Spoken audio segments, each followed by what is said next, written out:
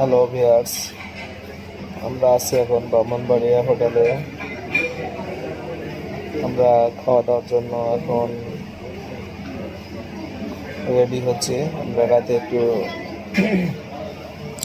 ভারী খাবার খাবো না, ওই জন্য আমরা পরোটা আর ডিম আর ভাজি বলেছি।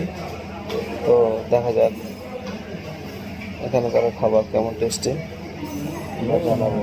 সবাই ভালো থাকেন, সুস্থ থাকেন। খুদা হাফেজ, বাই বাই, টাটা। এটা হলো রিসেপশন, অনেক সুন্দর। আর হোটেলের চেয়ার আর টেবিলগুলো ভালো। একবার ফ্রি হলে বাজেটটা যেটা চলেন একবার ঘুরে আসছি এই বাজেটের মধ্যে 1 মাস পরে, এখন 3 তারিখ না, এখন তো